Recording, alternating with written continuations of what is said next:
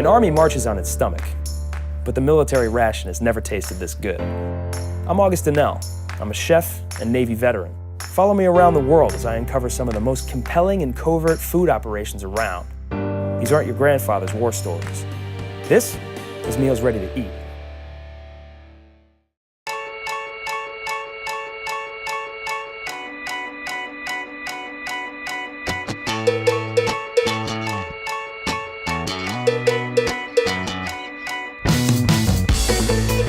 Welcome to Guam.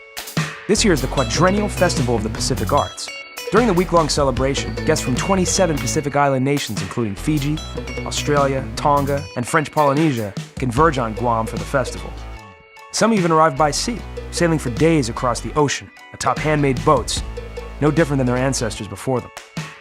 They share their culture, their art, and best of all, their delicious, exotic, savory, sweet, drippy, crunchy, mouth-watering food. Sharing here isn't just polite, it's tradition. What do you think is quintessentially American about what's going on here in the festival and on Guam in general? It's amazing what food can do. It brings people from different areas of the world together. It's just like America, you have all these different cultures in one area. But what does it mean to be American? Travel deep into the North Pacific Ocean to the tiny island of Guam, and you'll see that for many of its people, to be American means serving in the U.S. military.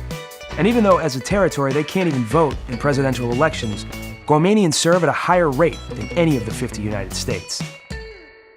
More people per capita join the military here than any other place in the country, right? So why do you think Guamanians, why do you guys feel so American? When the Americans came in and liberated us, they became family.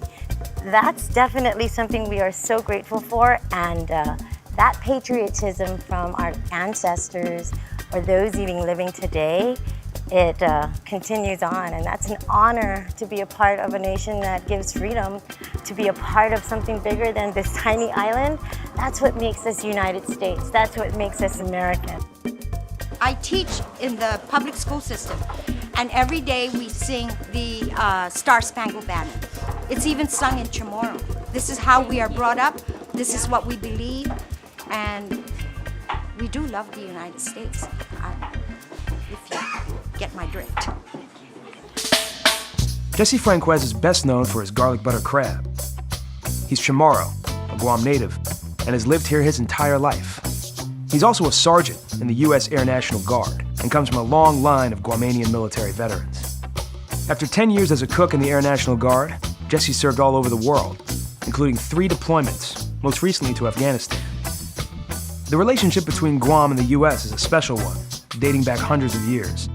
It's had an impact on each generation differently, but as most Guam vets will tell you, the way they prepare a meal has stayed the same just as long. So the basic marinade is soy sauce, vinegar, onions, and garlic, salt and black pepper. So I always introduce this every time I deploy. When we cook for the military, we have to follow their menu, but it doesn't say that we can't tweak it.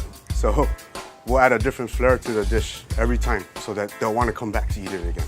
Anywhere Guam goes, whoever's on that base is going to know that Guam's there. Settled over 4,000 years ago, Guam wasn't officially founded until Ferdinand Magellan discovered the island in the 1500s. By the mid-16th century, Guam was colonized by Spanish Catholic missionaries, and after the Spanish-American War, Guam was ceded to the U.S. Because of its location and fertile landscape, Guam has been an important strategic position for the U.S. military. And after the attack on Pearl Harbor in 1941, Guam was captured by the Japanese and occupied for over 2 years, until American forces won the island back in the Battle of Guam in 1944. What do you got over there, Johnny? I'm just gonna secure the anchor so the boys can see the American flag. Oh, perfect.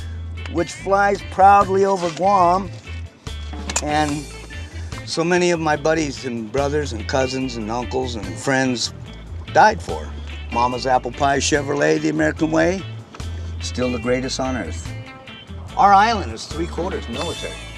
You know, what else do we have to do to prove ourselves to be an American? We've spilled blood, our brothers and sons and daughters, they all died for the cause. Are we proud to be Americans? Yes, we are. Because we're better off than they are in Ethiopia, the Sahara Desert. Or anywhere back on the States. I mean, look where we are right now. It's beautiful here. Yeah, of course it's beautiful. Don't be inviting anywhere you can. I won't tell anybody about it. Don't tell me.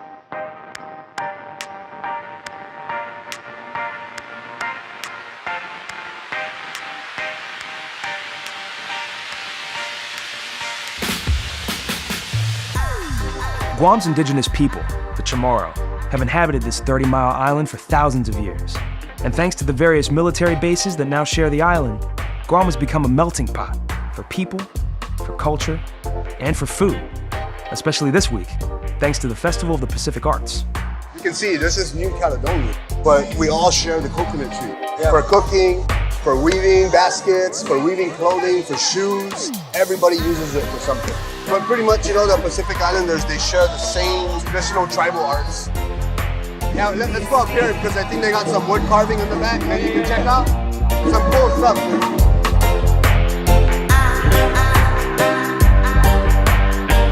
So we definitely got to try their stuffed crab. So let's go with your finger steak, red rice, a little bit of poke. You got to try everything, man, you know? And that's what we call fiesta plate, so that you get a whole array of different types of food on that one plate. So it's a mixture. You know? Yeah. Just like America, everybody's all mixed into it, you know exactly, what I'm saying? Man, yeah. So what does it mean to be American after all? Some may say it means you live in one of the 50 states, vote, and enjoy all the freedoms provided by the Constitution. But for others, to be American is broader than that. For them, it's an idea, a culture, a flavor you can't perfectly describe, but instantly recognizable when you taste it. For Jesse, and many of his fellow Chamorro, a people that have been on this planet thousands of years before the US was even a country, to be American isn't the definition of the word, but the spirit behind it.